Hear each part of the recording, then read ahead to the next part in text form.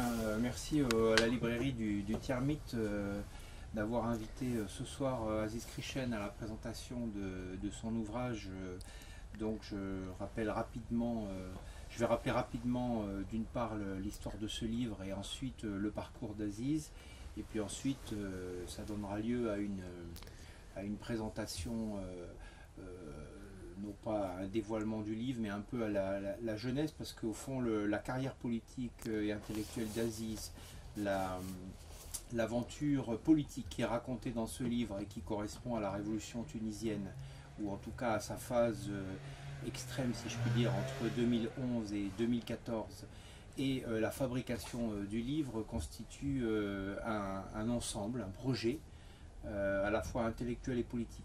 Mais je vais commencer par dire, donc, au-delà de nos amitiés à cette librairie que je connais et que je fréquente depuis très longtemps, le fait qu'on soit finalement très peu nombreux à cette conférence, c'est très emblématique de la situation actuelle du Maghreb. C'est-à-dire qu'on a énormément parlé du Maghreb au moment des printemps arabes, entre deux marées basses, j'allais dire. La marée basse des années 2000, dans lequel le Maghreb avait pratiquement disparu des écrans en France, parce que ça n'empêche pas que les sociétés du Maghreb continuent d'exister. Mais on a vu, si vous voulez, dans les 50 dernières années, un véritable effondrement de la préoccupation intellectuelle et politique des affaires du Maghreb en France. Il y a eu le moment de la guerre d'Algérie, il y a eu le moment du développement et des utopies du développement dans les années 60-70. Ensuite, il y a eu la conscience que le Maghreb était finalement traversé, ou en tout cas recouvert par des régimes autoritaires pas très avenants. Il y a eu un moment politique intéressant à la fin des années 80, avec au fond, au moment où il y a eu ce qu'on a appelé le coup d'état militaire du général Ben Ali, le 7 novembre 1987, puis les événements d'octobre 1988 à Alger, et la séquence politique très intense qui s'en est suivie entre 1989 et 1992. Il y a eu la guerre civile algérienne qui a fait rejouer en France la mémoire et la tragédie de la guerre d'Algérie, dans laquelle étaient engagés les Français. Donc il y a eu là un rebondissement extrême qui s'est prolongé au cours des années 2000, parce qu'au fond, cette guerre, elle s'est déroulée bien sûr sur le sol algérien, mais elle a beaucoup contaminé, si je puis dire, de manière à la fois active et nocive, la scène intellectuelle française, puisqu'il y a eu une guerre civile algérienne à Paris, notamment à la fin des années 2000, et à la fin des années 90 et au début des années 2000. Et puis, petit à petit, dans le contexte international très haché par l'actualité du Moyen-Orient, par le terrorisme, par un certain nombre d'événements politiques et de guerres, le Maghreb, progressivement, est sorti des écrans. Il est littéralement sorti des écrans au point que, pour une région du monde qui était couverte dans les années 50 et 60 par plusieurs pages hebdomadaires d'actualité sur ce qui se passait au Maroc, sur ce qui se passait en Tunisie et sur ce qui se passait surtout en Algérie, on est tombé pratiquement à l'étiage. C'est-à-dire qu'à la veille des printemps arabes, on ne parlait plus du Maghreb. On en parlait dans 3 occasions. La première, la survenue d'attentats. La seconde, les élections, quand elles voulaient bien avoir lieu dans un des pays du Maghreb. Et le troisième cas, la visite d'un président de la République ou à la rigueur d'un Premier ministre en France, d'un Premier ministre du Maghreb en France ou du roi du Maroc. Et peut-être la visite d'un président de la République aussi, bien sûr, au Maghreb. Voilà. C'est tout. Il y a eu les printemps arabes. Les printemps arabes ont entraîné une couverture incroyable tout d'un coup, alors avec une focalisation successive sur la Tunisie, sur l'Égypte bien sûr, début 2011, puis sur la Libye. Tout ça, ça a occupé le premier semestre de l'année 2011. Et puis là, les radios et les télévisions se sont rendus compte qu'en fait, ça leur faisait baisser leur audience. Et donc, elles se sont progressivement désengagées du Maghreb. Et de manière consciente, parce qu'ils ont fait des relevés d'audience au début du printemps 2011, et ils se sont dit, bah, là on a été absorbé par cet événement et il nous a finalement un peu pénalisé. Voilà. Alors ensuite, il y a eu l'actualité syrienne, Bon, une actualité évidemment de plus en plus dramatique au tournant des années 2002-2003, 2012-2013. La pseudo-intervention française ou occidentale à la fin de l'été 2013 qui finalement n'a pas eu lieu. Daesh, à partir de 2014, qui a bien sûr effrayé, fasciné, etc.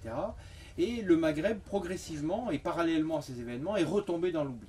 Et donc on voit aujourd'hui que, en dépit du fait que les événements qui se sont déroulés en Tunisie et qui ont correspondu à une attente historique, prétendument historique et prétendument attente de l'Union européenne et des Français en particulier, à savoir la démocratisation du Maghreb, qui avait échoué lors des indépendances avec ce moment autoritaire qui s'est imposé.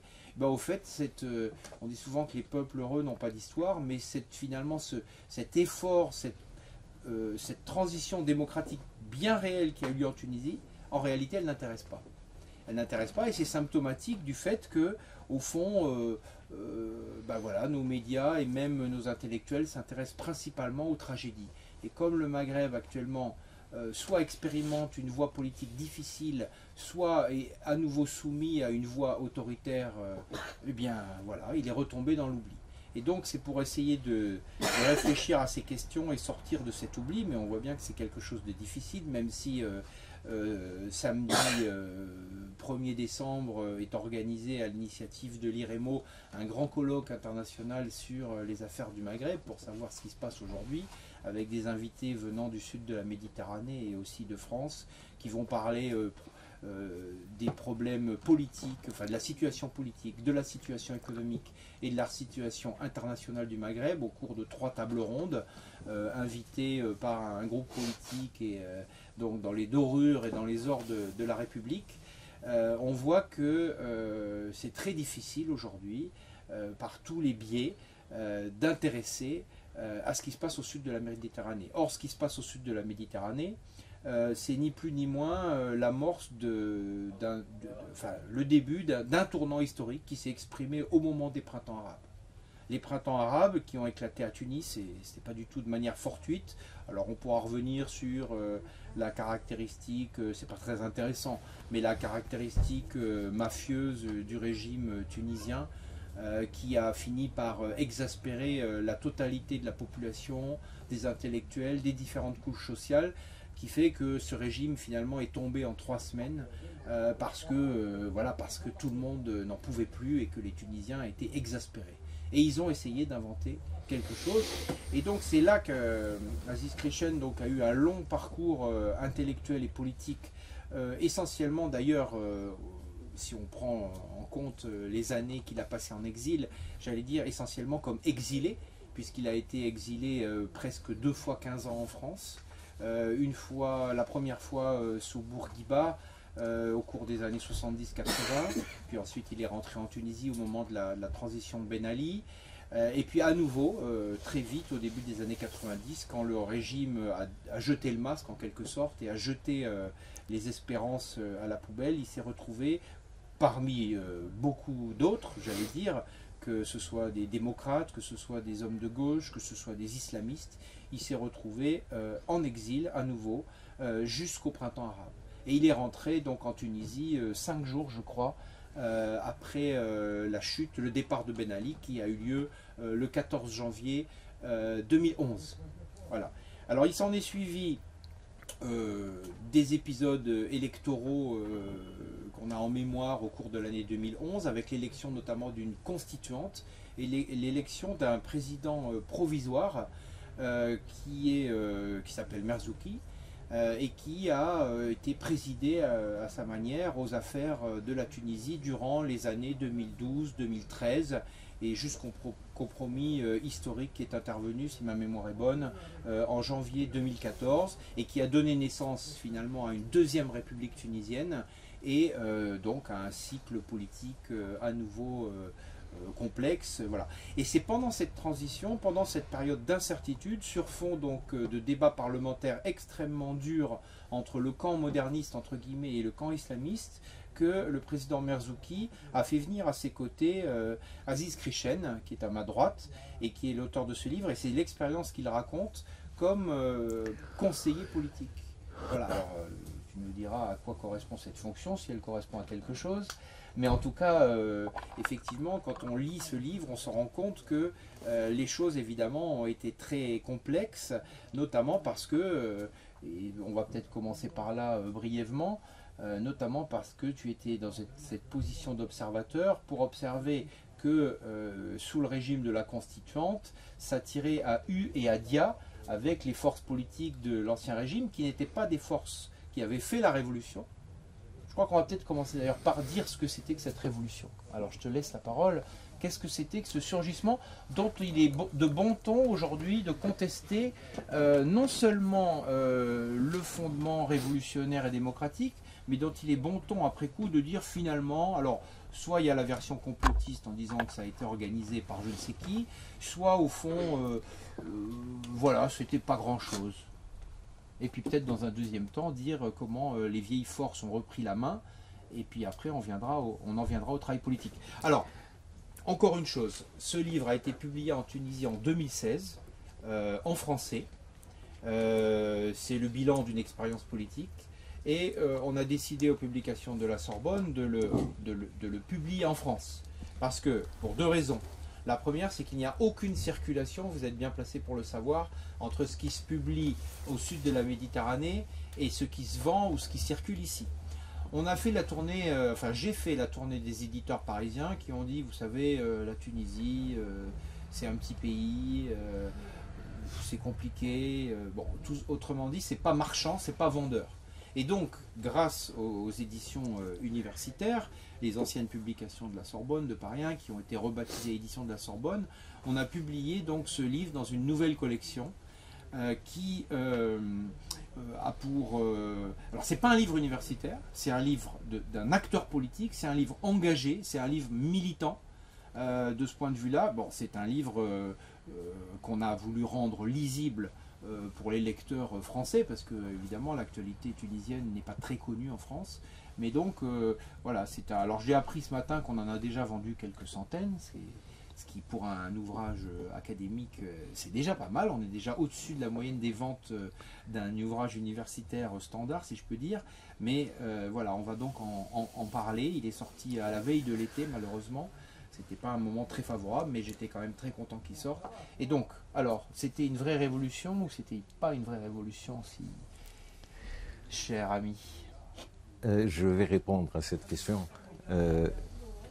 Mais d'abord, je veux dire que je suis ici dans cette librairie avec beaucoup d'émotion parce que dans les années 70, j'étais en exil en France. Et j'ai passé des heures entières à bouquiner ici, à chercher des titres et me retrouver, je ne sais pas combien d'années après, à vous parler d'un livre sur la Tunisie, c'est sympathique. Bon.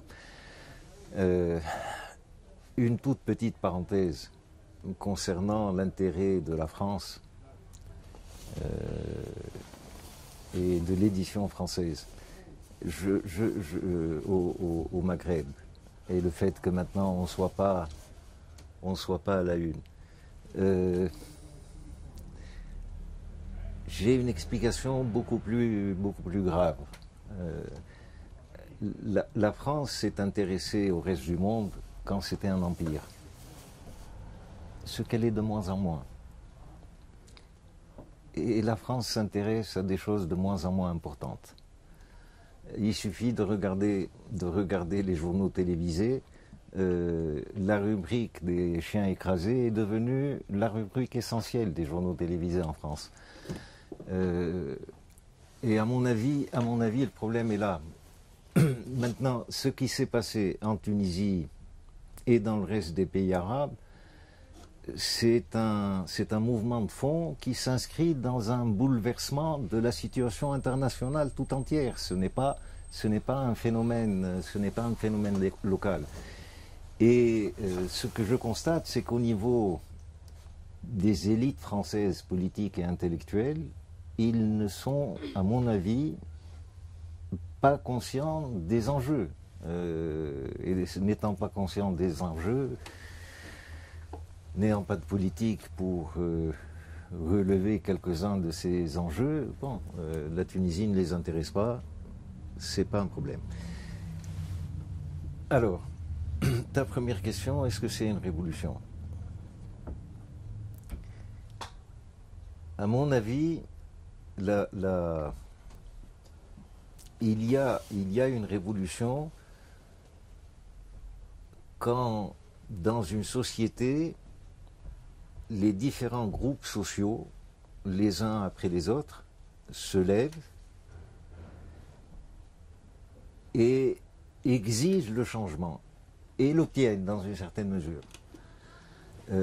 En Tunisie, pendant 4 semaines, on a eu pratiquement comme en laboratoire, on a eu dans un premier temps un soulèvement de la paysannerie. Ensuite, le monde rural a été rejoint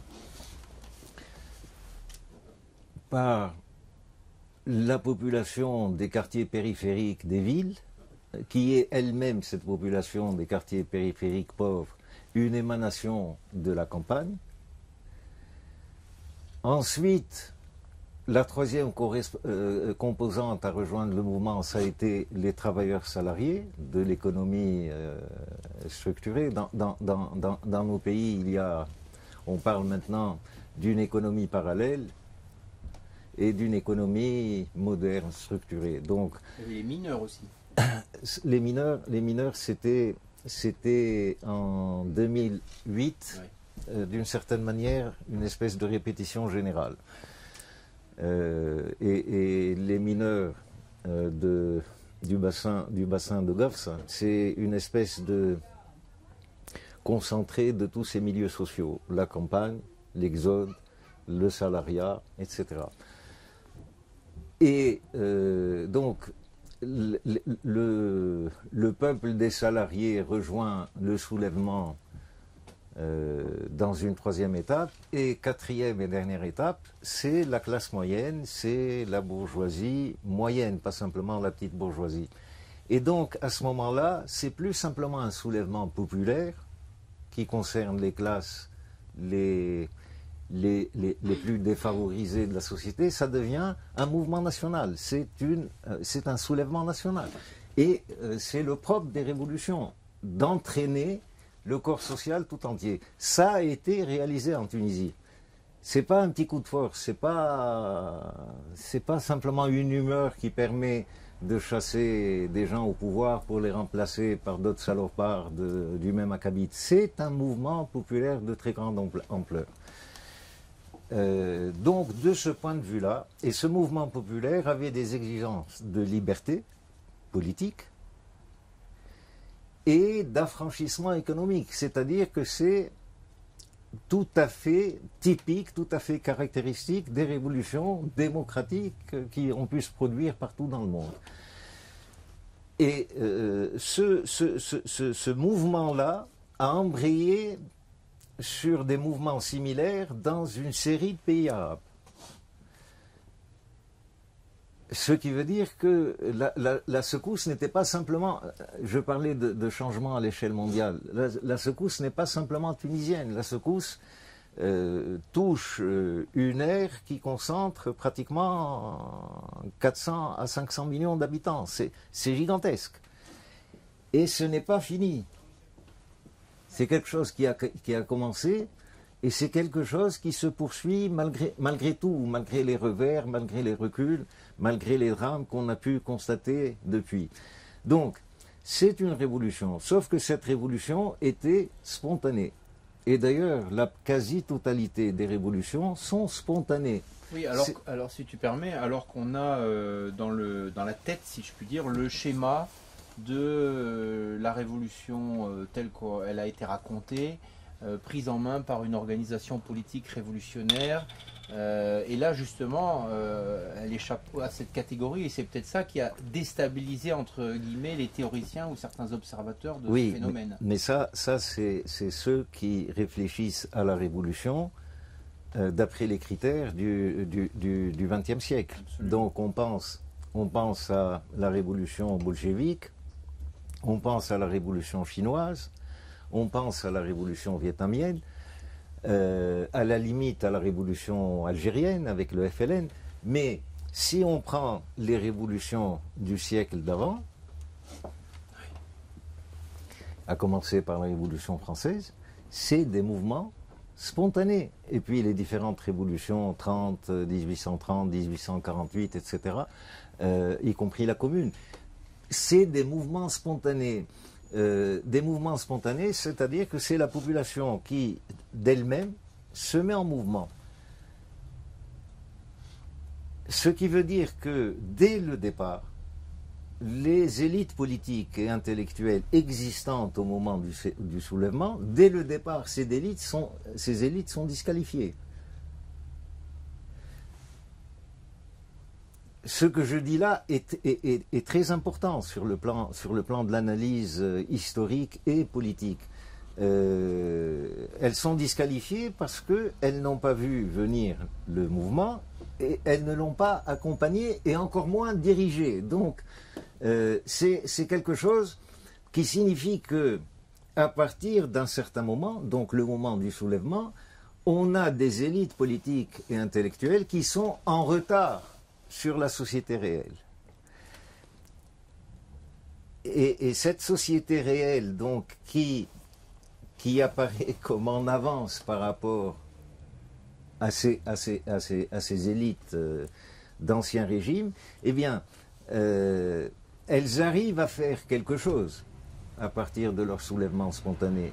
Et en Tunisie, ça a été relativement important. On s'est débarrassé d'un dictateur qui était installé, et on s'est débarrassé d'une dictature installée, et du parti unique installé depuis 60 ans. Mais un mouvement spontané, au bout d'un certain moment,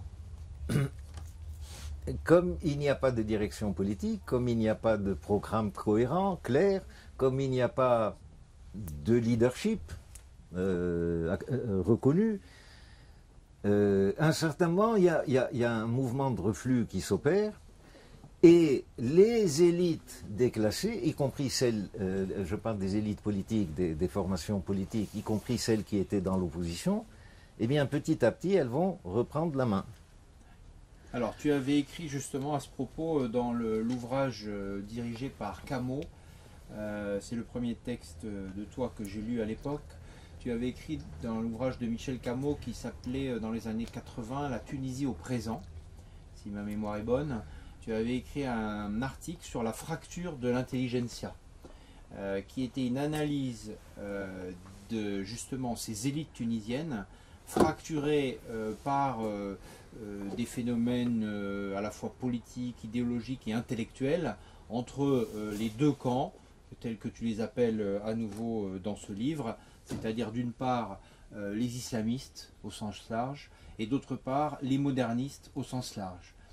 Incluant à la fois les libéraux, les nationalistes et la gauche, au sens notamment des partis politiques tels qu'on les connaît. Alors, il se trouve, comme tu le dis dans ce livre, que ces deux forces, effectivement, en tout cas ces deux mouvements incarnés à travers un certain nombre de personnalités, de forces politiques, qui n'ont pas fait la révolution, qui l'ont au mieux rattrapé en marche, finalement, sont les deux groupes, à travers les partis des représentants, qui ont récupéré la mise, en quelque sorte, de cette révolution populaire, spontanée, et qui donc vont présider, vont se partager notamment la fameuse chambre de l'Assemblée constituante. Oui, alors, donc il y a en Tunisie et dans tous les autres pays arabes, si on veut classer les forces politiques existantes, et il y a des forces que je rattache à un camp que j'appelle moderniste, c'est-à-dire des forces politiques dont le référentiel n'est pas religieux. Je ne dis pas laïque parce que c'est impropre, mais on va dire des mouvements séculiers dont le référentiel idéologique n'est pas l'islam. Et là-dedans, effectivement, il y a des gens très différents, aussi bien des gens très bien que de véritables salopards, hein, mais ils sont modernistes, je les mets ensemble. Et puis on a les islamistes dont le référentiel est précisément un référentiel religieux. Cette fracture-là est tout sauf moderne. Elle a quasiment 2 siècles d'âge dans le monde arabe. Et c'est aussi cela qui explique le fait qu'au moment des soulèvements, elle soit apparue complètement décalée par rapport à la population. Parce que la population a exprimé ses propres besoins, ses propres demandes, sans utiliser ni le référentiel des modernistes, ni celui des islamistes.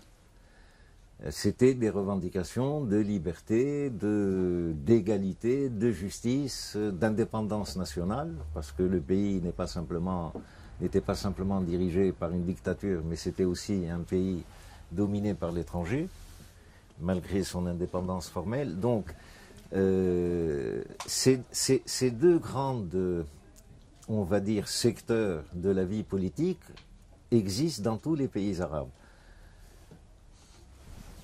Et en Iran. Et en Iran. Et quand je dis dans tout, en fait, je devrais dire dans tous les pays arabes et dans le monde musulman d'une manière générale.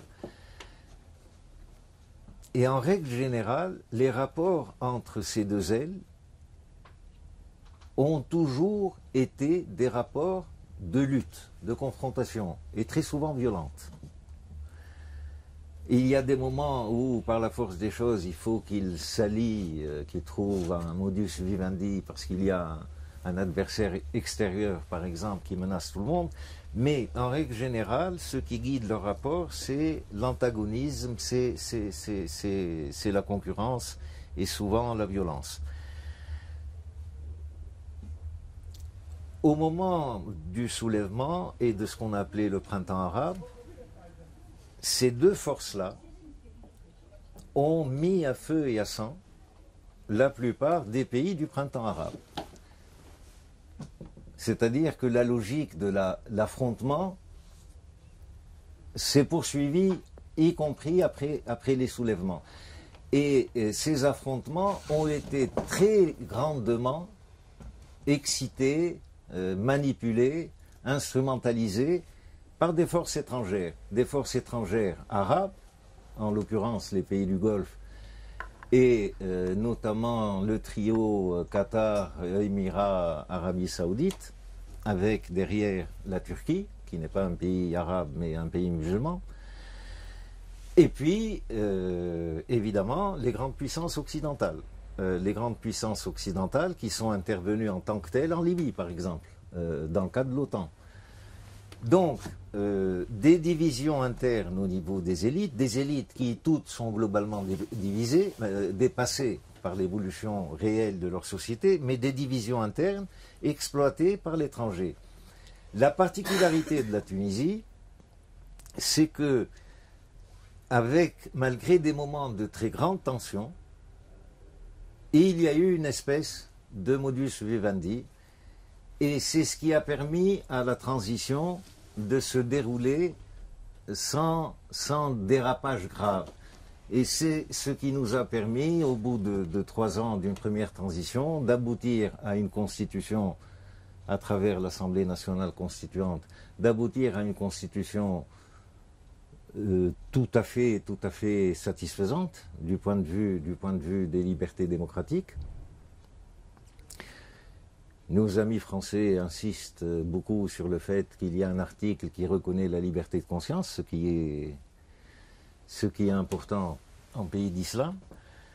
Donc il y a eu cela, et puis il y a eu des élections générales, législatives et présidentielles, qui ont permis une alternance. Les élections de la Constituante en 2011 avaient vu la victoire des islamistes. En 2014, élections parlementaires, c'est la victoire des modernistes. Les modernistes organisés à l'intérieur d'un parti qui s'appelle Nida Tounes. Nida Tounes, ça veut dire l'appel de la Tunisie.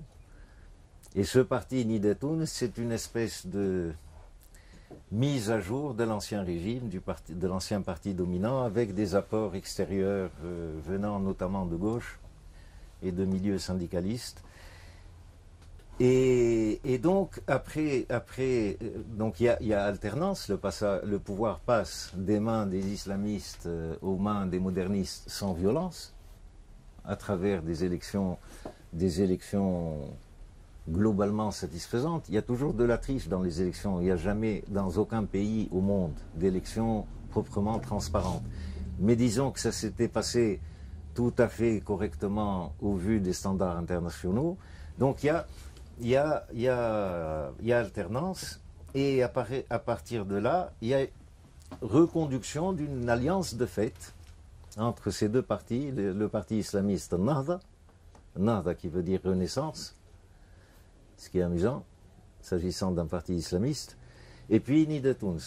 Alors, avant d'aller plus avant, bon, j'ai beaucoup de questions à ce stade, mais le premier point qui me paraît intéressant, c'est concernant les partis de gauche, qui étaient présentés évidemment vus de France comme, et pour connaître beaucoup de représentants de l'élite tunisienne, ils étaient représentés comme une véritable alternative, et en fait on se rend compte que ces partis d'abord sont très faibles électoralement, que bien sûr ils existent, mais d'abord ils sont deuxièmement très divisés, que finalement ils sont passés non pas à la trappe mais au second rang, ils ont constitué des forces supplétives en quelque sorte du camp moderniste au sein du Parlement.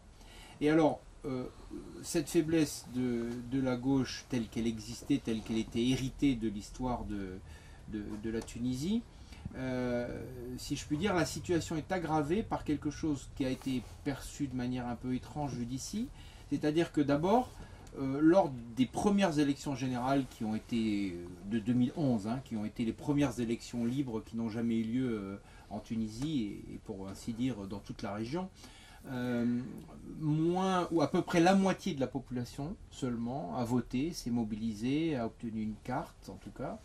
Et puis on voit que ce taux de participation, au moment où les institutions sont consacrées dans le texte, 3 ans plus tard, en 2014, ce taux de participation s'effondre encore un peu plus. Alors comment expliquer?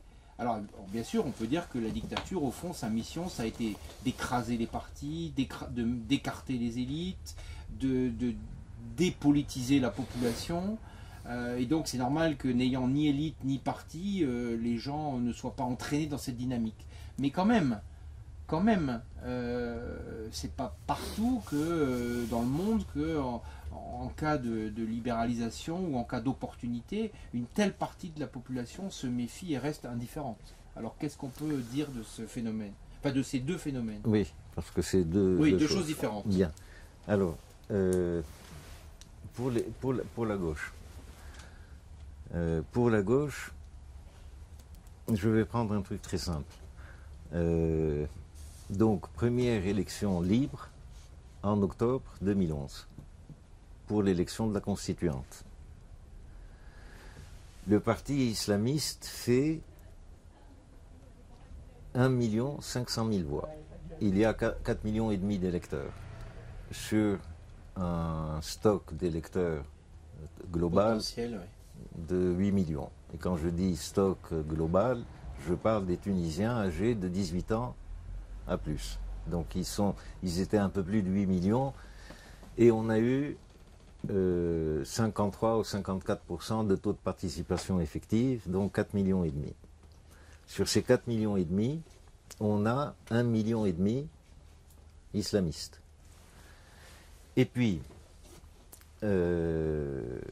les petits groupes représentant l'ancien régime, dans cette élection initiale, font tous ensemble moins de 4%. Donc c'est un véritable écrasement. L'ancien régime, à ce moment-là, implose. Ça ne veut pas dire que ces soutiens n'existent plus, mais ils reportent leur voix sur des forces politiques qui leur semblent plus porteuses d'avenir. Et puis, il y a les listes du camp démocratique et progressiste. Et pour essentiellement, il s'agit pour l'essentiel de forces de gauche. Elles font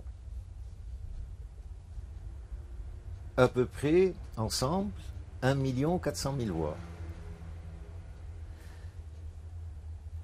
Mais le plus intéressant n'est pas là.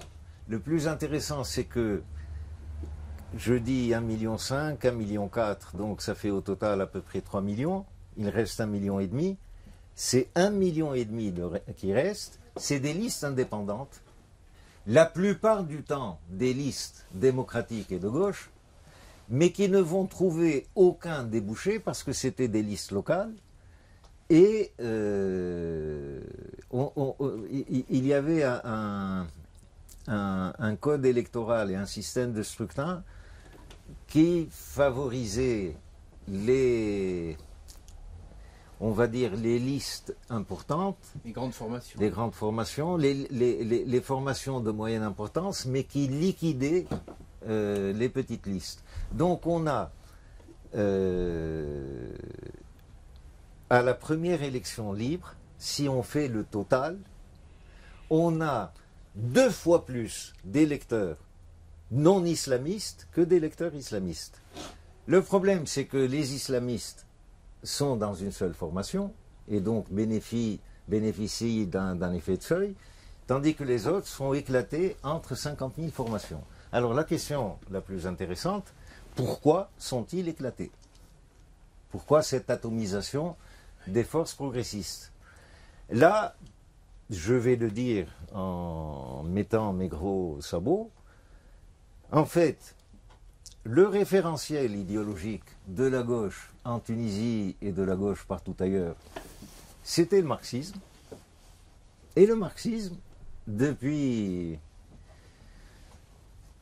le milieu des années 70 en gros, avec l'effondrement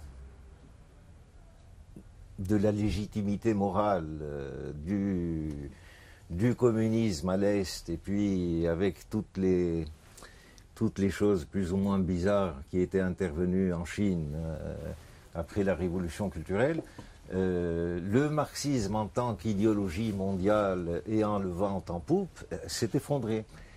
Et ces formations sont issues de cette matrice-là, et elles sont paumées. Et quand des forces politiques ont des problèmes au niveau de leur identité politique et intellectuelle, le processus normal, c'est la scission. Et la scission de façon permanente. Alors, quand on ajoute à ça la répression, qui aggrave ces mouvements de scission, donc on a un paysage à gauche complètement éclaté, complètement dévasté. Et c'est cet éclatement qui permet, alors que majoritairement, ils sont majoritaires dans le pays n'est pas majoritairement islamiste. Mais comme ceux qui pourraient représenter cette majorité non islamiste sont eux-mêmes extrêmement morcelés, le vainqueur, c'est les islamistes.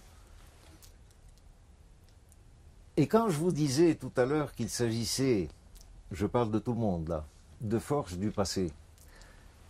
En fait, les forces de gauche, d'obédience marxiste, ont échoué dans le monde.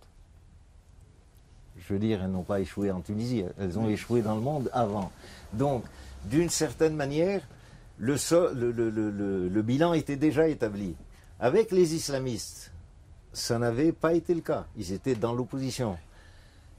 Et ce qui est amusant, c'est que depuis qu'ils sont, et là je passe à ta deuxième question, depuis qu'ils sont au pouvoir,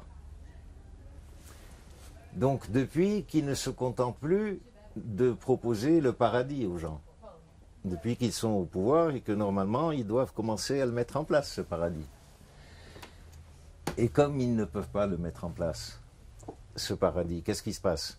Je vous donne 3 chiffres. 2011, élection de la Constituante. Les islamistes font 1 500 000 voix. 3 ans plus tard, élection législative. les islamistes perdent 600 000 voix. Ils tombent à 900 000. 4 ans plus tard, élection municipale, les islamistes perdent 500 000 voix et ils tombent à un peu plus de 400 000.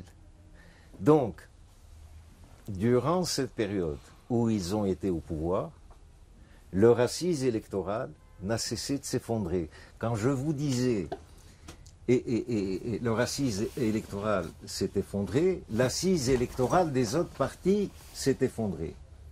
C'est l'assise électorale de toute la classe politique qui s'est effondrée. On a eu 4,5 millions d'électeurs en 2011. En 2014, c'est descendu à, entre les législatives et la présidentielle, c'est descendu jusqu'à 3 millions. Sur un potentiel de 9. Qui avait augmenté entre-temps. Et aux élections municipales de 2018, c'est-à-dire aujourd'hui, mai 2018, le nombre d'électeurs, 1 800 000. Donc vous voyez comment c'est toute la classe politique qui est en train de s'effondrer, parce qu'elle ne répond pas aux besoins du pays réel, aux besoins de maintenant. Aux besoins de maintenant. Et comme il y a cet affaissement continu, et comme il y a une incapacité à gérer réellement la transition et à apporter des solutions aux problèmes des gens, qui ont fait que ces gens se sont soulevés massivement, eh bien, on est dans une espèce de descente aux enfers après le soulèvement. La vie, le chômage, qui est une des raisons essentielles du soulèvement, le chômage aujourd'hui est encore plus important. Le coût de la vie a encore... Les gens se sont soulevés parce qu'ils crevaient de faim en 2011. Leur pouvoir d'achat a été amputé d'environ 40% depuis 2011. C'est-à-dire que tout s'est dégradé depuis 2011. Et avec des élites politiques incapables de... Ils ne peuvent plus gérer le pays comme avant. Parce qu'il n'y a plus, avant, ils géraient le pays à coups de matraque. Ils ne peuvent plus. Et ils n'ont pas de solution pour le pays. Évidemment, dans le tas, il y en a qui pensent que, en optant pour des solutions ultra-libérales absolues, baisse des subventions, liquidation des 2/3 du corps des fonctionnaires, etc. Les mesures classiques, privatisation à outrance, ils pensent qu'ils vont faire redémarrer la machine, mais ils sont incapables de réaliser même ce programme ultralibéral. Donc ils sont là, ils se disputent pour le pouvoir, et le pays s'enfonce. Sauf que, aux dernières élections municipales, l'élément, on va dire, porteur d'avenir, c'est que, alors, Ennahda s'est effondrée, je vous ai dit, pratiquement, elle se retrouve au tiers de sa base sociale initiale. Nida Tounes a perdu les 3/4 de son potentiel électoral initial. Et la première force qui a apparu lors des élections municipales, c'est des listes indépendantes. Donc, ce qui avait été un handicap en 2011, en 2018, c'est une relève, c'est une espèce d'alternative naissante qui se met en place. Et quand on fait le total des listes indépendantes pour les municipales, c'est le premier parti en Tunisie, maintenant. Ils ont obtenu plus de 600 000 voix. Et ce phénomène-là indique que quelque chose de nouveau, donc une espèce d'élite politique alternative issue de la base. Il y a beaucoup de jeunes, il y a beaucoup de femmes, en général des gens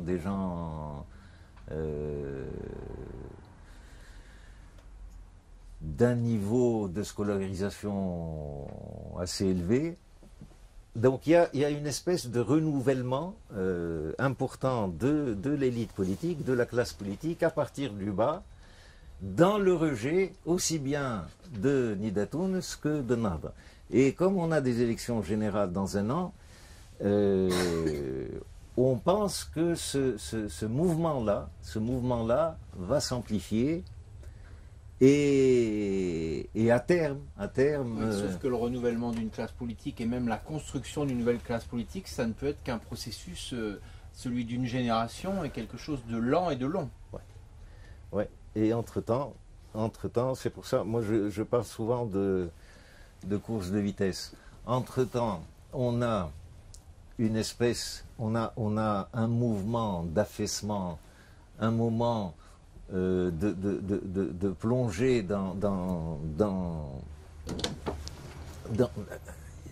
de descente aux enfers, littéralement, avec des problèmes économiques de plus en plus graves, des problèmes sociaux de plus en plus angoissants, des soulèvements.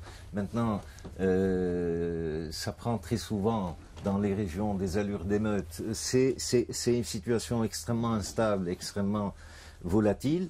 Donc il y a ça, et ça peut déboucher sur n'importe quelle catastrophe, l'anarchie, les coups de force sécuritaires, etc. Toutes ces éventualités sont devant nous.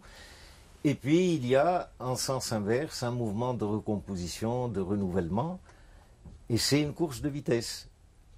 Et si j'exprime, si je parle en tant qu'analyste et pas en tant que militant, je dirais que le danger, aujourd'hui, est beaucoup plus pressant que la promesse. Mais on en est là. Alors, dans ton livre qui s'appelle donc la promesse du printemps, Tunisie 2011-2017, tu ouvres beaucoup de pistes, et notamment, j'aimerais qu'on y revienne dans la question d'après, justement sur la situation économique, parce qu'au fond, il y a un discours assez général qui dit, une sorte de fatalisme, qui dit que dans la situation présente, avec l'ouverture des frontières, avec les différents accords, la situation périphérique de la Tunisie par rapport à l'Europe, au fond, les marges de manœuvre sont très faibles, voire nulles, et qu'il y a une sorte de fatalité à cette stagnation économique. Mais avant d'en venir là, je reviens sur ton expérience donc de conseiller politique. Donc mon idée n'est pas de raconter le livre, puisque tout est dit dans le livre. On voit bien que tu parles de tes rapports avec le président Merzouki, que tu parles du jeu politique entre les différentes forces qui s'exercent au Parlement, qui s'exercent à la présidence, qui s'exercent dans les partis politiques existants à l'époque. Mais il y a un angle mort, je trouve, c'est que tu parles assez peu. D'abord, je ne sais pas à quoi correspond le métier de conseiller politique. Tu le dis, mais ça serait bien que tu en dises deux mots.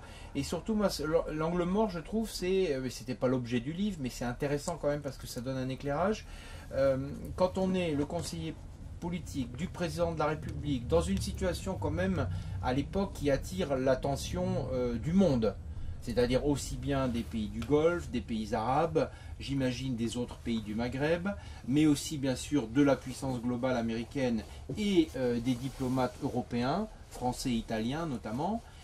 Au fond, quelle est, de ta position de conseiller politique, quelle est ta perception de l'intérêt qu'ont, et éventuellement lesquels, et si peut-être il y en a qui s'en fichent totalement et ils n'ont aucun rapport avec toi, mais quelles sont les pressions, quels sont les conseils, quelles sont les visites, alors sans donner des noms, mais est-ce que voilà, il y a vraiment, par exemple, les pays occidentaux sont totalement inintéressés et en revanche les pays du Golfe très présents, enfin, et peut-être c'est l'inverse. Qu'est-ce qu'on peut dire de cet aspect international et de l'intérêt? Alors, je sais que tu dis, souvent, je t'ai entendu le dire, et tu le dis d'ailleurs dans le livre, une des raisons pour lesquelles la Tunisie a été épargnée, c'est qu'elle est pauvre, et c'est qu'elle n'a pas de pétrole, c'est qu'elle n'a pas de frontière avec Israël, c'est que ce n'est pas évidemment une grande puissance, que c'est un petit pays, en Méditerranée. Bon, mais alors comment ça se traduit concrètement par les rapports internationaux, les demandes d'audience, etc.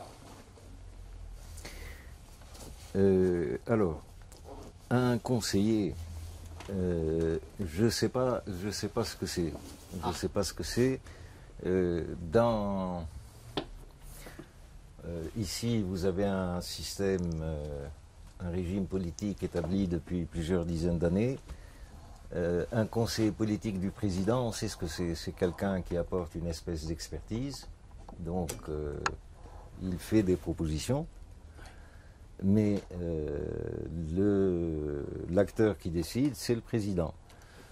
Et si le conseiller, s'il décide contre l'avis du conseiller, le conseiller est devant un choix où il écrase, où il s'en va. Donc en gros, c'est ça la fonction de conseiller. C'est une fonction finalement très ingrate, et puis pas du tout décisionnelle. Mais moi, je n'ai jamais été conseiller dans ce type de situation. On était, après une révolution, dans une période constituante, avec des structures de pouvoir provisoires, avec un président provisoire. Un provisoire d'ailleurs qui devait durer 1 an et qui a duré presque 3 ans. Non, ça c'est le discours de l'opposition. Je sais. Oui, c'est le discours de l'opposition.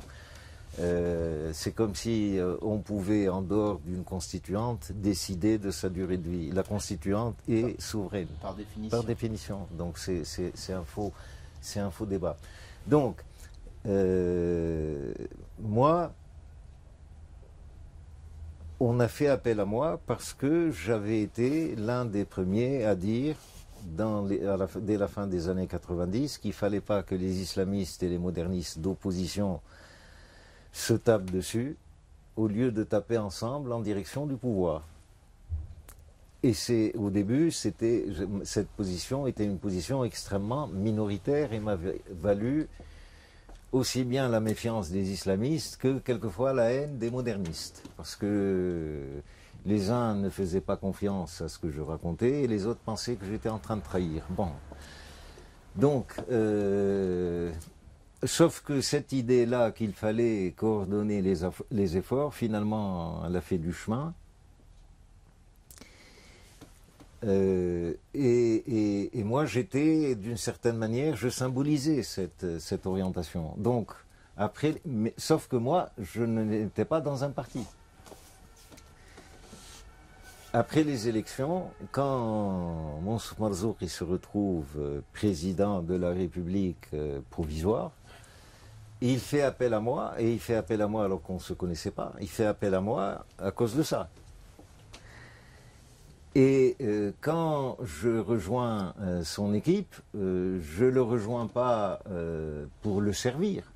Je le rejoins parce que j'ai des positions et que c'était pour moi la meilleure façon d'influer sur le processus de transition, d'être dans l'appareil en train de gérer cette transition. Et en même temps, quand je rejoins Marzouki, Nahda est déjà installé, et Nahda, les islamistes, et leur expansionnisme est déjà à l'œuvre. Et d'une certaine manière, quand Marzouki fait appel à moi, c'est pour résister contre cette espèce d'hégémonisme rampant de l'islamisme. Je ne pouvais pas me dérober. Mais je ne le rejoins pas pour servir sa politique, je le rejoins parce que j'ai des positions politiques moi-même, d'une certaine manière. Même si ça paraît peut-être trop prétentieux, mais je vous garantis que c'était la réalité. J'étais la 4e composante de la Troïka. Je n'étais pas... parce que je n'avais pas les mêmes positions que les trois partis en présence. Bon, j'étais quelqu'un de différent, mais en même temps, il y avait des points de vue communs qu'on partageait. Et c'est comme ça que j'ai fonctionné. Donc, d'ailleurs, la période que j'ai passée à Carthage comme conseiller, on peut la diviser en 2 parties. Une partie où j'étais dans une espèce d'alliance de fait avec le président contre Nahda. Et ensuite, en été 2013, quand tout a failli déraper, parce qu'il y avait eu des assassinats, et puis il y avait eu le coup d'État en Égypte, et en Tunisie, la tension entre les modernistes dans l'opposition et les islamistes avec leurs copains de la Troïka au pouvoir, les tensions s'étaient aggravées. Début de la guerre en Syrie. Voilà. Là, moi j'ai poussé à une espèce de réconciliation pour trouver des solutions pacifiques de sortie de crise. Cet effort de réconciliation signifiait que, notamment, Nida Tounes, chef de file de l'opposition, et Nahda, principale force au pouvoir, se remettent à discuter ensemble. Et donc moi je poussais dans cette direction-là. Pour Marzouki, ça c'était la chose qu'il ne fallait absolument pas faire, parce que de son point de vue à lui, je le comprends, même si je trouve ça complètement dégueulasse sur le plan politique et moral. Pour lui, le calcul était simple, il s'était dit, si Nahda et Nida Tounes trouvent des arrangements, moi je vais être éjecté de la scène politique. C'est d'ailleurs ce qui s'est passé. Et donc, tandis que je poussais au rapprochement, c'est-à-dire à la recherche d'une solution pacifique à la crise, lui, donc le fameux compromis constitutionnel, voilà, lui poussait au contraire à l'affrontement. Et l'affrontement nous aurait plongé dans un scénario de type égyptien ou syrien. Et donc j'ai passé une année avec lui à combattre Nahda. Ensuite j'ai passé une année, la deuxième et la dernière, contre lui, tout en étant conseiller. Il prenait des décisions que je dénonçais dans la presse. En même temps, c'était une situation complètement surréaliste. Mais en même temps, j'étais indégommable, parce que d'une certaine manière, j'étais la caution de cette idée de consensus nécessaire entre islamistes et modernistes en période de transition. Parce qu'une transition qui doit déboucher sur l'établissement d'une constitution. Une constitution, ça doit être quelque chose qui rassemble un pays et pas quelque chose qui le divise. Et donc, la concertation et le compromis politique étaient une obligation absolue du moment. On ne peut pas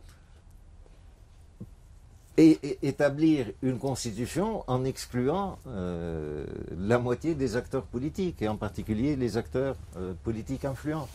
Bref, donc il y avait eu une grande divergence, et ça a été la bagarre. Et d'ailleurs, dès qu'on est sorti de cette période de tension et qu'il y a eu, qu'on a mis en place en début 2014 un gouvernement non partisan, moi j'ai estimé que j'avais fait le job et je suis parti.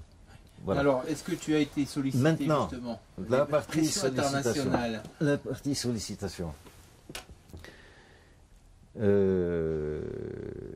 En fait, ce que je vous dis là, très simplement, et j'espère sans langue de bois, je l'ai dit à tous mes partenaires, à tous mes interlocuteurs j'ai toujours fonctionné comme ça avant. Cette période-là, c'est 2 ans dans ma vie, et qui en compte beaucoup plus. Je parle en termes d'années. Très vite à Carthage, on m'a fait la réputation d'être quelqu'un qui savait ce qui se passait et qui en parlait librement. Ce qui veut dire que j'étais littéralement harcelé par nos chers ambassadeurs. Alors, si tu veux savoir qui, eh bien tous. Les Américains, les Français, les Allemands, beaucoup plus que les Italiens, les Allemands, qui d'ailleurs sur le plan économique sont en train de tailler des croupières à la France, non seulement en Tunisie, mais dans le Maghreb, nos camarades du Qatar, nos camarades turcs, sauf que les gens du Qatar et ceux de Turquie, ils n'ont jamais cherché à me voir moi. Mais ils ont rencontré énormément de gens. Donc, en fait, certains ambassadeurs venaient me voir quasiment 2 à 3 fois par mois. C'était des échanges permanents. C'était des échanges de... Enfin, ils étaient en quête d'information ou ils étaient en quête d'influence? Ils sont toujours en quête d'influence. Mais là, la chose la plus amusante pour moi, c'est qu'en fait, eux, d'une manière générale, avant 2011. Je parle ici principalement des ambassadeurs occidentaux. Ils ne comprenaient pas grand-chose à ce qui se passait. Ils étaient dans des attitudes de complaisance à l'égard des dictatures en place. Et en fait, il n'y avait pas chez eux, dans leurs différentes chancelleries, de compréhension réelle de ce qui s'est passé dans le pays. Mais alors, après le soulèvement, après les changements, ils étaient littéralement paumés. Et comme après un soulèvement, la parole se libère, il y avait tous les jours des déclarations qui allaient dans tous les sens. Ils pensaient pouvoir comprendre en suivant ces déclarations contradictoires. Ils étaient littéralement affolés, les pauvres choux. Et donc il fallait que de temps en temps, ils viennent pour qu'on leur explique ce qui se passait, ce que je faisais. Voilà. J'ai perdu. Et en réalité, je crois, et je le dis en étant quasiment sûr de ne pas me tromper, je les ai beaucoup plus influencés que ça n'a été le cas. Que eux ne m'ont influencé, parce que m'ont influencé en quoi?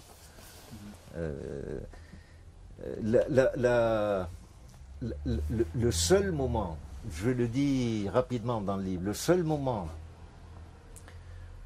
où il y a eu des pressions sérieuses, c'est l'été 2013. Quand il y a eu précisément, mais j'en ai pas beaucoup parlé maintenant avec vous dans cette discussion, mais j'explique ça dans le livre, il y a eu un moment où on était devant deux scénarios, l'affrontement et la guerre civile, ou la solution pacifique, la solution négociée. À ce moment-là, les pays occidentaux et l'Algérie, d'une certaine manière, servant de facilitateur, hein, de porte-parole du camp occidental, ce qui est très amusant. Mais l'Algérie, on est ses voisins. Et donc, l'Algérie n'avait pas intérêt à ce que ça dégénère chez nous, parce que ça aurait eu des conséquences immédiates chez elle. Donc, la décision a été prise durant l'été d'arrêter tout financement extérieur jusqu'à ce que... Alors ça ne s'est pas fait comme ça, trouver un arrangement sinon on vous étrangle financièrement. Mais comme par hasard, les financements style Banque mondiale, Banque européenne, etc., aide bilatérale, tout ça, l'été 2013 a été suspendu. Et il fallait comprendre ce qu'il fallait comprendre. C'est le seul moment où il y a eu... Mais cette pression ne s'exerçait pas contre moi, elle s'exerçait contre l'État, contre le gouvernement. Où il y a eu une indication forte, on veut une solution, on veut restaurer la tranquillité dans le pays. Voilà. Et alors, il y a un dernier mot à dire peut-être. Je crois que personne dans le monde, ni en Orient ni en Occident, n'est intéressé à la réussite d'une expérience démocratique dans un pays arabe. Ça c'est avéré. Bon, oui. Ça c'est bon. Mais en même temps, pour tout le monde, c'est ça qui est amusant. C'est tellement nouveau et à la limite tellement mignon qu'ils laissent faire. Et puis, de toute façon, ils se disent, il n'y aura pas de grande portée. La Tunisie, c'est 11-12 millions d'habitants. C'est pas une économie forte, etc. Donc, sans être pour, ils ne sont pas activement contre. Voilà, on est dans une espèce d'entre-deux qui permet au pays d'avoir un minimum de marge de manœuvre. Sauf que, dans la mesure où l'économie est complètement à l'arrache, les marges d'autonomie, il n'y en a quasiment plus. Alors justement, je vais faire une intervention ici à caractère personnel. Bon, mais je suis pris entre des fidélités contradictoires. J'ai ma gamine qui vit ici et qui est née un 29 novembre. Et c'est la première fois depuis le soulèvement, donc depuis 7 ans, que je vais pouvoir fêter l'anniversaire de ma fille avec elle. Et on s'est donné rendez-vous au plus tard à 9h15. Donc il est 8h moins quart, j'ai à peu près 1h moins quart de transport, tu gères en fonction de ça. Voilà. Tu ne dépasses pas 8 heures. Non, non, non, on entend bien.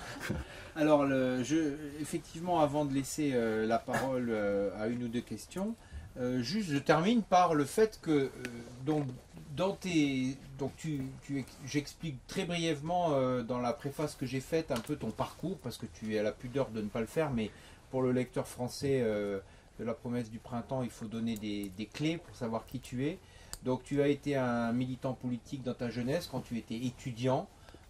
Tu expliques effectivement le mai 68 tunisien, il a commencé en mars, entre parenthèses, que très vite, et d'ailleurs c'était déjà le cas avant 68, le régime Bourguiba a été très énervé contre vous et a usé d'une force disproportionnée par rapport à la menace que vous représentiez en tant qu'étudiant.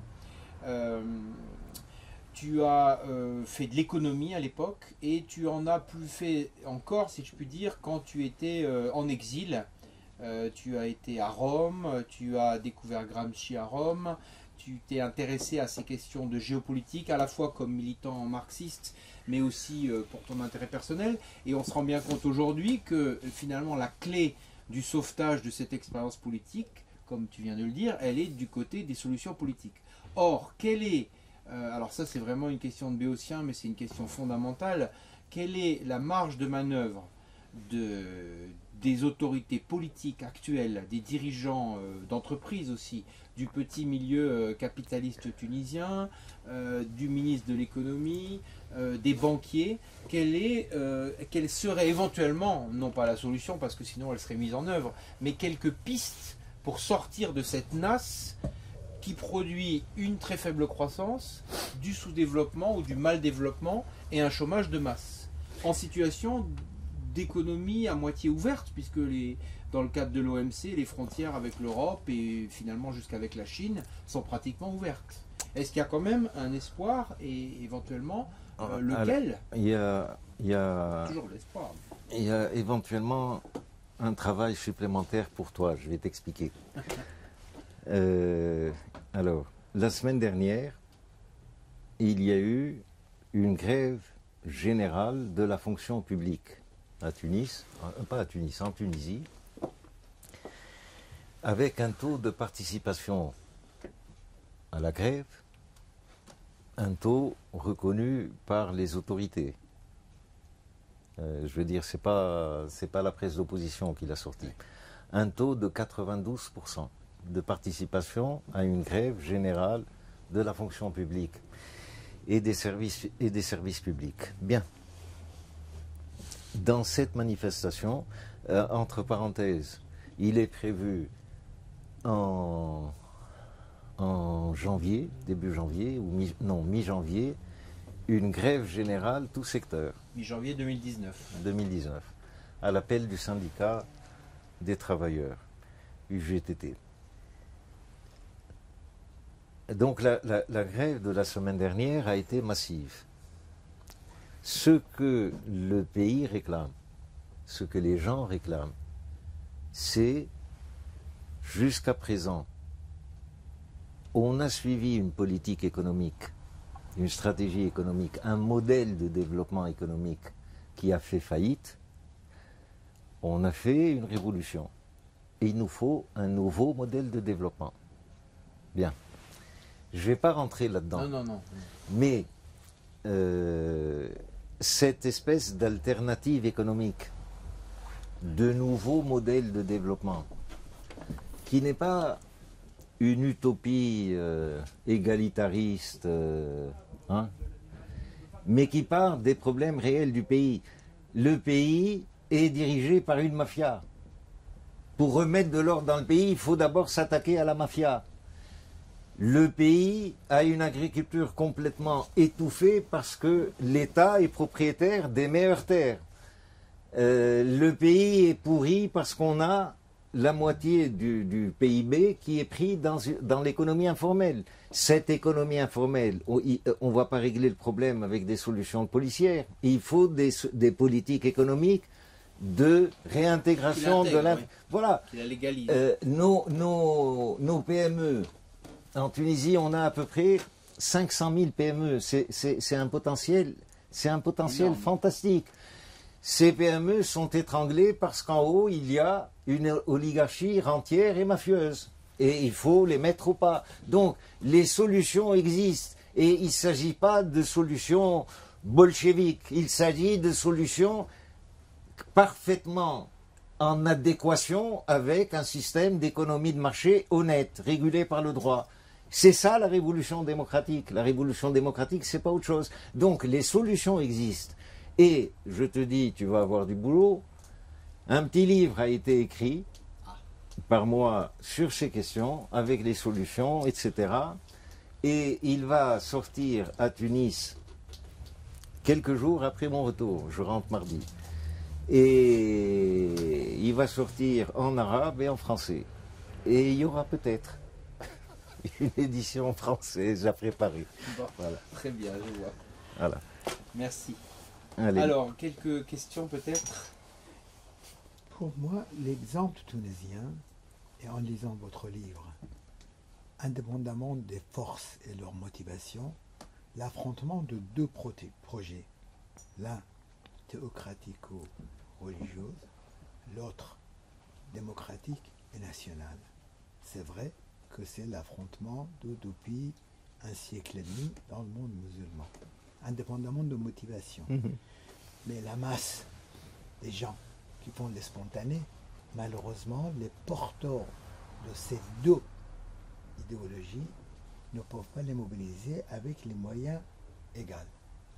Autant le camp moderniste, vous appelez, projet national démocratique, manque de asabiya, le lien Oui, j'ai compris. identitaire, Oui, oui. mobilisatrice, Ouais. pour pouvoir vendre des utopies. Parce que pour vendre des paradis, Mhm, il faut pouvoir avoir des liens solides mhm, qui viennent de l'émotivité. mhm. C'est différent que les projets qu'il faut discuter. L'autre camp, il peut mobiliser. Il peut promettre des utopies. Je sors des Mhm. frontières du Oui, monde oui, arabe, oui, j'arrive à oui, l'Iran. oui, Donc, oui, oui. on fait sur la base des utopies qui peuvent être portées beaucoup plus facilement Mhm. et négociées avec les couches spontanées qui sont arrivées sur la lutte, non pas pour l'utopie, mais pour régler leurs problèmes quotidiens, gestion, ils peuvent le mobiliser. Il vient, il prend le dessous. L'utopie, très vite, se transforme en cauchemar. C'est ça qui crée l'effondrement des islamistes. C'est pas tellement que le camp moderniste a réussi Absolument à pas. faire un projet Absolument commun. pas. Absolument. Vous, en Tunisie, vous avez une chance. Pratiquement, à travers quelques années, vous êtes arrivé jusqu'à là pour éviter la cassure, Oui. pour éviter l'enfer, pour éviter la Libye ou la Syrie ou l'Égypte, que je les trouve à peu près au point de vue des perspectives d'avenir dans la même situation. Mhm, Ils font boucher beaucoup plus l'avenir que de trouver des solutions. mhm. Alors, est-ce que c'est uniquement à cause des particularités de l'exception tunisienne, petit, économiquement dépendant quand même du monde extérieur, de cette manière qu'il arrive à dire un jour ou vous faites un compromis ou non? Si vous n'êtes pas capable de compromis, les voies de l'économie vont être fermées. Est-ce que ça dépend de passé tunisien, l'existence de coups d'État, de syndicats, l'existence des organisations et de pratiques démocratiques malgré l'autoritarisme de Bourguiba, et malgré l'autoritarisme de Ben Ali, formellement le parti, tout ça a continué. Est-ce que ça dépend du fait même qu'en Tunisie, il y a une génération intellectuelle beaucoup plus avisée dans les affaires du monde? On voit l'exemple des intellectuels qui sont capables de comprendre les problèmes, tout ça. Ou il y a moins d'enjeux géopolitiques internationaux, ou c'est d'une certaine manière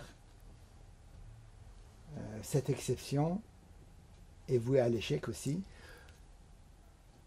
Et ces particularités que je dis qui permettent que le local prend le dessus sur le global, l'utopie cède la place à des gestions, bonne gouvernance arrive sur les bases démocratiques, tout ça c'est les difficultés aujourd'hui ou demain, comme vous dites. Est-ce que c'est le destin du monde musulman ou non? Les particularités tunisiennes ont des leçons que les autres aussi peuvent. Comment est-ce que vous êtes arrivé à un compromis? Est-ce que parce que vous êtes petit? Est-ce qu'il n'y a pas d'enjeu? Ou c'est parce qu'il y avait des méthodes que vous avez utilisées comme les forces ou les hommes politiques tunisiens pour éviter l'affrontement et aller vers le compromis?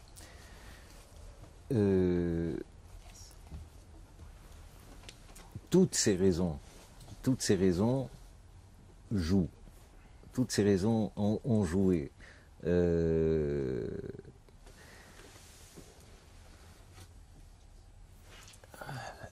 Mettre ensemble des islamistes et des laïcs quelquefois radicaux et les mettre ensemble dans des structures et les faire travailler ensemble. Cette pratique-là existe en Tunisie depuis des dizaines d'années, par exemple dans le cadre de la Ligue des droits de l'homme. Donc, il y a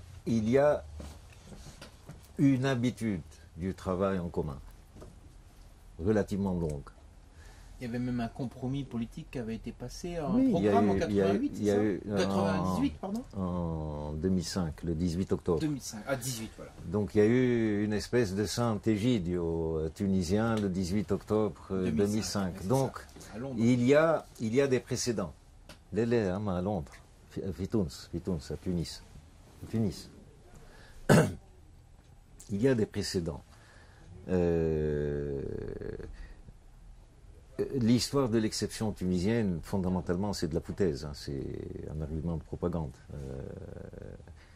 Quand on dit exception, ça devient une espèce d'explication métaphysique. Pourquoi? Parce que l'exception n'a jamais rien expliqué. Donc il y a 50 000 raisons. Hein, petit pays, pas riche, machin, pas de pétrole. Il y a 50 000 raisons. Des pratiques au niveau des formations politiques, de dialogue, malgré tout. Bon. Mais je crois que le plus important, c'est que la société est pluraliste. La sabia. La quasi-totalité des musulmans pratiquants sont anti-Nahda. Donc, la Tunisie n'est plus une société tribale.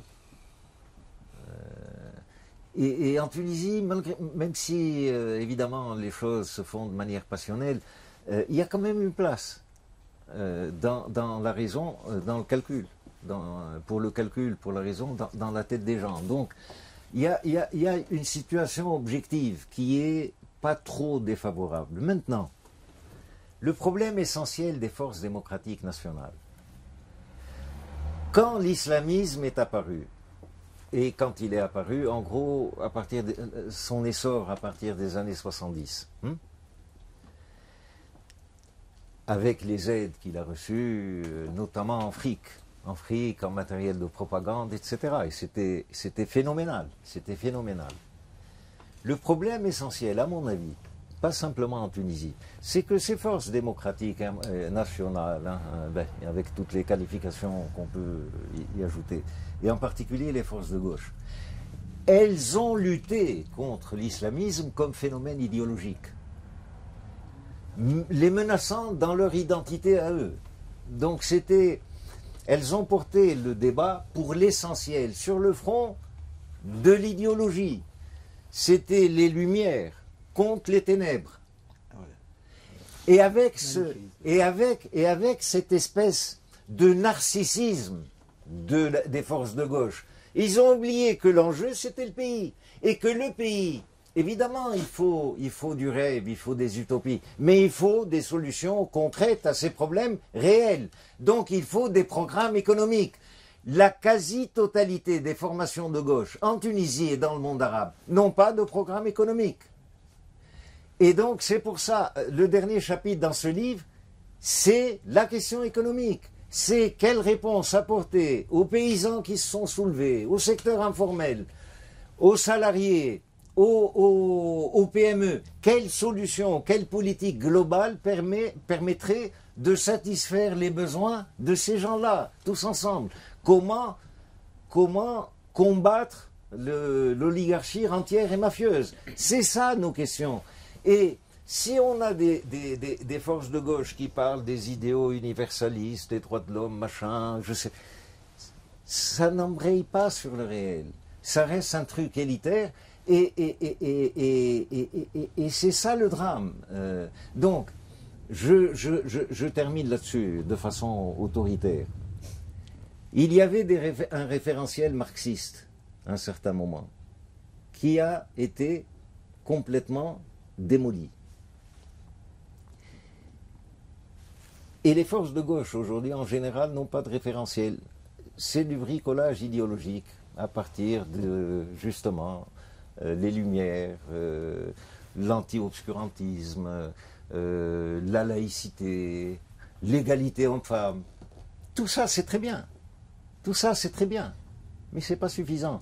On ne crée pas de force politique populaire si on ne répond pas aux besoins de la population. C'est ça l'enseignement fondamental. Si on a quelque chose à transmettre, c'est le fil à couper le beurre, hein, parce que c'est normalement l'ABC de la politique. Si on a quelque chose à transmettre, c'est précisément à ce niveau-là. La bataille essentielle, au-delà des slogans, au-delà du conflit identitaire, c'est être capable d'apporter des réponses aux problèmes économiques et sociaux des gens. Et malheureusement, de ce point de vue-là, c'est un désert de la pensée au niveau des forces de gauche. Donc, il y avait des référentiels. La question aujourd'hui, c'est reconstruire des référentiels pour reconstruire les gauches. Et il y a encore une miss, oui. Je me demandais juste si le désert dont on parlait au niveau économique, il se fait parce que c'est une volonté de la part de la gauche, ou bien parce que il y a peut-être trop de pression sur eux, peut-être qu'ils n'osent pas, je sais pas. C'est peut-être un conflit d'ordre politique qui fait qu'ils ne peuvent pas parler d'économie et qu'ils se concentrent plutôt sur l'identitaire. Enfin, moi j'ai un peu l'exemple du Liban en tête, et avec les nouveaux laïcs, enfin, voilà, qui sortent, et bien j'ai l'impression que parler économie, ça va pas dans leur sens, vu qu'ils sont une élite, etc. Et que qu'ils n'ont pas confronté aux besoins, peut-être à titre personnel. Aussi, oui. Le Liban à ce niveau-là est une véritable caricature. Hein.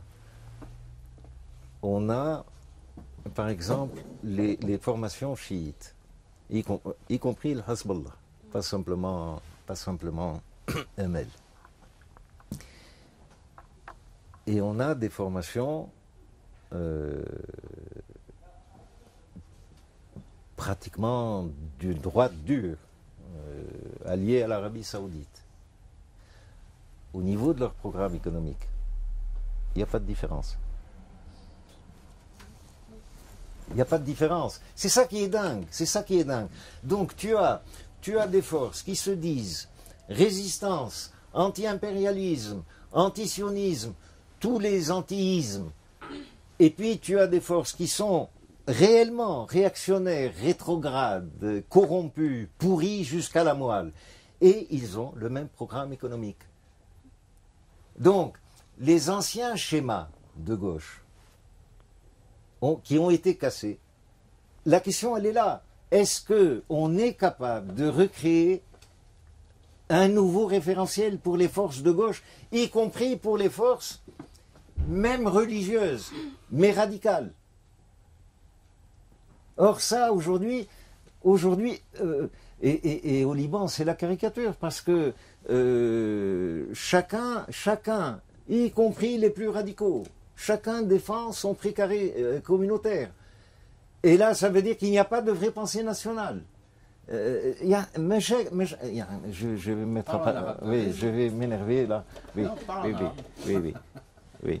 Donc il y a du boulot. C'est-à-dire que, en fait, on a une histoire, elle vaut ce qu'elle vaut. Et maintenant, on est en train d'entrer dans un monde qui est en train de changer. Nos pays sont en train de changer. Eh bien, il faut qu'on reconstruise des outils en adéquation avec le moment présent. Ça ne veut pas dire tourner le dos au passé, mais ça ne veut pas dire rester prisonnier des schémas du passé. Et le problème de beaucoup de forces de gauche, c'est ça, c'est que il y a des espèces de tabous. C'est le prix à payer, ça. Il y a évidemment l'effondrement de l'Union soviétique, etc. Mais c'est le prix à payer aussi de l'échec des utopies du développement des années 60-70 qui ont amené à une impasse politique, économique. Oui. Et du coup, ça laisse tout le monde tétanisé. Voilà, et ils se disent, la seule, un autre projet. Voilà, et la seule solution, c'est ce que vont nous dire les gens de la Banque mondiale et du FMI. Voilà. Or, les gens de la Banque mondiale et du FMI ne cherchent qu'une chose, c'est nous enfoncer encore plus dans le caca. Bon, je ne sais Merci. pas si c'est le mot de la fin. Oui.